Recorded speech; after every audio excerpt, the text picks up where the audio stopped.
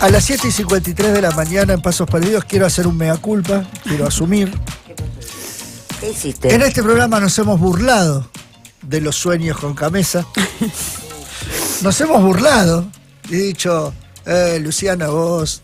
Para peor no se Camesa. tomaron seriamente mi microemprendimiento, que es la También, importación de sí. generadores. Aprovecho No, para decir que tengo generadores de todo Sí. tipo en oferta, en buenas ofertas domésticos. Nadie compró velas. Yo te cuento algo, no tenía plata, porque eso se... Vos sabés que y vendí uno.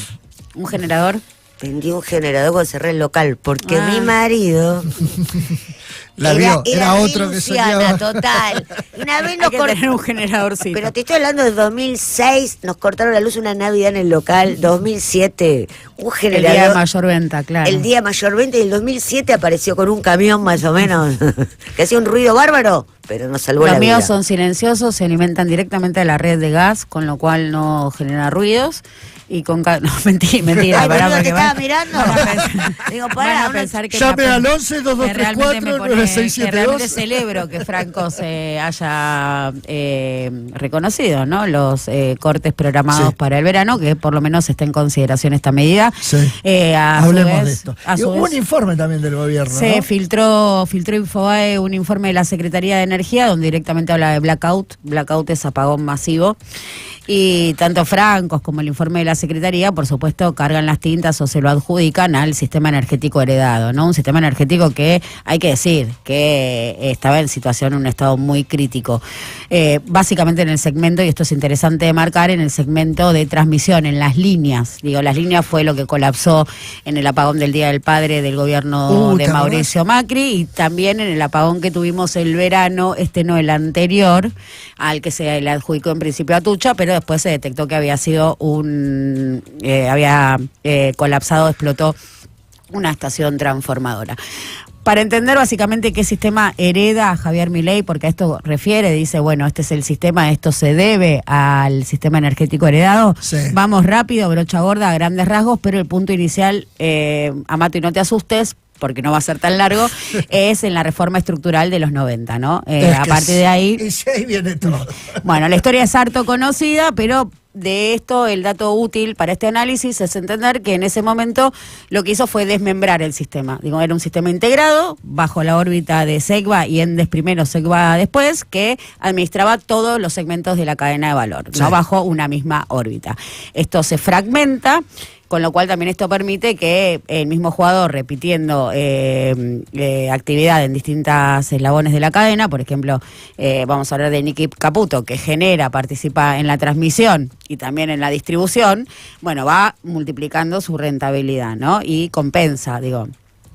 También entender que en estos distintos segmentos, a partir de la fragmentación, tenés tarifas, es solo línea, transmisión, y distribución, comercialización, ¿no? Lo que acá conocemos como Edenor Edesur, o la que transporta, que es Transener, ¿no? La transportadora de energía.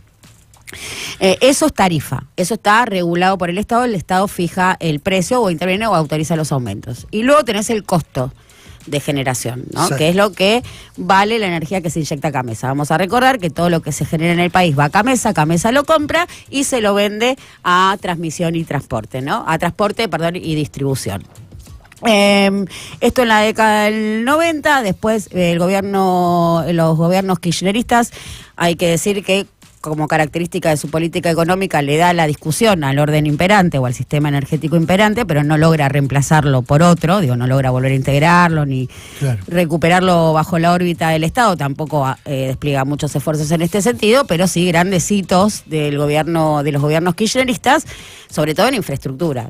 Hasta el gobierno kirchnerista, todo el sur del país, de Neuquén para abajo, estaba desconectado del sistema eléctrico nacional.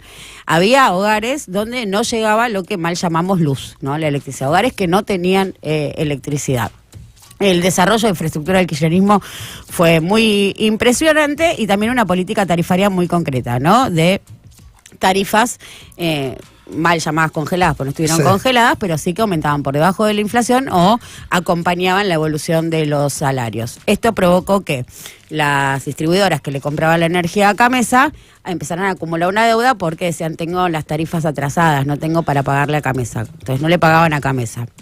Asimismo, Camesa es la garante, es la que provee de combustible líquido o de combustible a la generación térmica.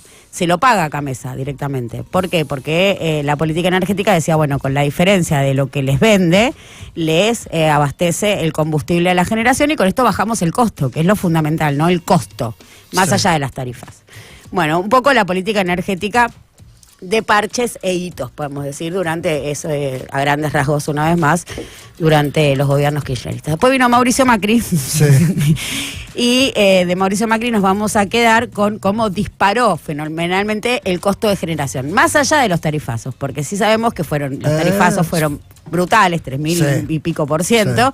En, otra vez, tarifas es transporte, distribución, comercialización. ¿Qué pasó con el costo de generación? ¿Por qué lo disparó fuerte? Bueno, por el famoso programa Renovar, que fue un fenomenal negocio, quizás el negocio del gobierno de Mauricio Macri, mediante el cual fomentaba la instalación de parques de energías renovables, fundamentalmente eólicos, convalidándole precios por la generación altísimos. Vamos a decir que una represa generó mega a $3.50, que lo vendes menos de 10, o entre 10 o 11, depende de la estacionalidad, pero el costo de hacerlo es 3. Y a la generación eólica le pagamos 160 el mega. Estos parques que promovió el macrismo, y por lo cual hay un informe de la auditoría exhaustivo donde da cuenta de estos negocios, están, por supuesto, con tarifas dolarizadas, megas altísimos, atados a financiamiento de organismos multilaterales de créditos. Además, Caputo en ese momento, porque fue en el 2017, diseñó un bono está atado un bono que es el Fonder, que a su vez tiene un PUTS, con lo cual si eso no se paga, romper ese contrato es imposible. La conclusión es que está tan atado al sistema financiero internacional con cláusula de cross default y tal que no podés. Es lo que suelen hacer, te lo dejan legalizado de tal manera que después atado, romperlo, ¿no? es imposible romperlo, más allá del informe de la auditoría. Es equiparable a lo que pasa con el FMI. Todos sabemos que el crédito concedido al gobierno de Mauricio Macri fue una estafa. Y que el plan Renovar es una estafa. Ahora bien, está tan atado al sistema financiero internacional que vos no podés dejar de pagarle al fondo, como tampoco podés romper los contratos de las renovables, que también hay que decir que además les puso prioridad de despacho. O sea, ¿qué significa prioridad de despacho? Que lo primero que compra Camesa es la más cara. Entonces, Camesa compra renovables, térmica, nuclear, hidráulica, y con todo ese precio te hace un monómico que es un promedio de todo. Y, por supuesto, si vos tenés prioridad de despacho de las renovables, ¿qué hace? Te sube brutalmente el costo de la energía. De hecho, horas antes, el sábado, Mauricio Macri posteó o celebró fuerte en Twitter que más del 40% de la matriz estuviese siendo explicada por generación eólica, que es un negocio. Y ahí vamos a lo que está pasando hoy, donde entendemos que a este sistema, también decir, me salté el gobierno de Alberto. Voy a detenerme un minuto en el gobierno de Alberto, porque la política energética, o lo que pasó con la política energética, es reflejo también de la situación con el acuerdo con el Fondo Monetario Internacional, y también en la política energética de ese gobierno vemos o trasluce los limitantes contra lo que chocó esa gestión, porque venía con una política energética integrada sumamente interesante, de muchas obras de infraestructura respecto a la transmisión, que es justamente donde está colapsado, el sistema está obsoleto.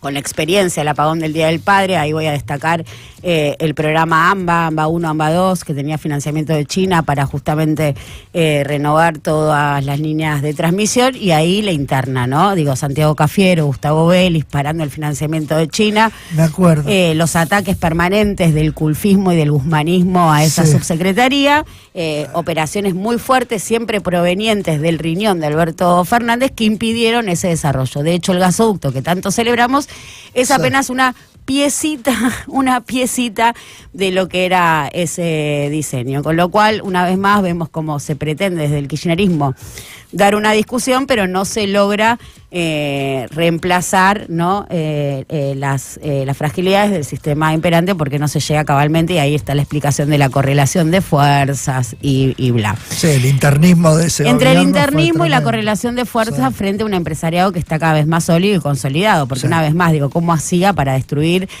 o para prender fuego los contratos del renovar, y ahí tenés un limitante muy fuerte respecto al costo de generación, y como el costo de generación es alto y vos querés contener la factura, tenés que desplegar cada vez más subsidios. Y una vez más, esos desequilibrios, como veíamos el desequilibrio que se generó en Camesa, se te genera este desequilibrio que en algún momento choca contra un limitante, y es lo que pasó, que había que desembolsar cada vez más subsidios porque no se lograba bajar el costo de generación en el internismo, y los empresarios que por supuesto a río revuelto es donde más capitalizan y aprovechan los niveles de rentabilidad. Este es el estado con el que Así llegamos a Milei, con un grave problema, un estado crítico en la línea de transmisión. Pero ¿por qué ahora se encarna y se hace tan posible y tan palpable el hecho de los cortes programados?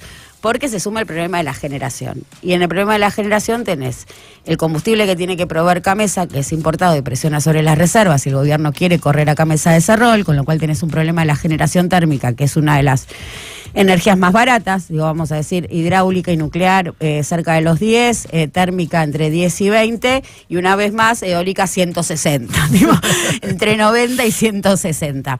Con lo cual eso le presiona también la erogación de subsidios, y hay un tema grande en la generación, porque una vez más, así estés aumentando el parque de renovables, que es básicamente eólico, presenta serios limitantes. La energía eólica no puede garantizar energía de base porque tiene intermitencia, depende cuánto sople el viento, y además no tenés almacenaje. Y cuando se habla de que es una energía limpia, bueno, abrir también algunos interrogantes, porque, ya si la querés almacenar, tenés que pasar a la situación batería, que es sumamente contaminante, pero además, ¿qué pasa con esos molinillos de viento y esos ventiladores que están hechos de un material que es peor que el plástico?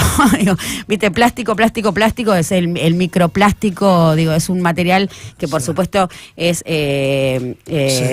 permanece y perdura, es indestructible, cero biodegradable. O sea, más allá de las particularidades de Argentina, en el mundo, las energías alternativas son mucho más caras. Son mucho más caras, y además no tiene una explicación de ser una razón. No genera mucho tampoco. No, es muy difícil. Están avanzando fuertemente, pero bueno, tiene estos limitantes. No la puedes almacenar, tiene la intermitencia, y además, a diferencia de cómo se construyó una represa, ¿no? Del brutalismo soviético, donde todavía las turbinas son las turbinas Kaplan, y las turbinas funcionan y son hermosas, tienen 50 años y son bellísimas. Cuando vas a un parque eólico y ves ese ventiladorcito hecho de plástico, bueno, efectivamente, las palas que tienen estos molinos tienen una vida útil muy corta, hay que cambiarlas, cada 3-4 años hay que cambiarlas, y de hecho ya hay varios informes sobre el cementerio de esas palas en el sur de la Argentina, donde una vez más, mucha energía renovable, pero esto es una fuente de contaminación que no te pasa con la hidráulica, que también hay que decir es una energía renovable. La hidráulica es renovable y es una de las energías más baratas que tiene la Argentina. Curiosamente y llamativamente, todo esto pasa en el país de Vaca Muerta, de la provisión de combustibles. Tenemos un problema en el punto de la generación térmica importantísima en el país de Vaca Muerta, donde previo a la confesión del jefe de gabinete sobre los cortes programados, el secretario de Energía había salido a celebrar un nuevo récord exportador de la cuenca neuquina. Esto para demostrar que, por supuesto, que la plataforma exportadora choca contra los intereses del mercado interno y el mercado doméstico, siempre y en todos los casos. Entonces, cuando se piensa, exportar, hay que exportar, bueno, con exportar más no alcanza. No alcanza. Y no hay solución de acá al verano, ya está así planteado, no se arregla todo en 2-3 meses. Esto es para que no nos agarre un preinfarto cuando nos corten la... O sea, por lo menos ahora lo que quieren hacer es que no estemos quejándonos. Nos van a decir, Luciana, 2 días sin luz, vos 2 días... Una locura. Y eso cambia el humor social. No, ni te cuento, porque hay una generación entera que no conoce eso. Uno dice, se corta la luz, pero la gente también lo entiende cuando hace 48 grados y están todos con los aire acondicionados. Uno un poco lo banca. Tampoco le pasas un mes sin luz. Ahora, que todos parejamente estemos sin luz, porque hay barrios que nunca le cortan la luz. Bueno, ahora van a estar sin luz. Yo no sé, aquí, no los quiero aguantar.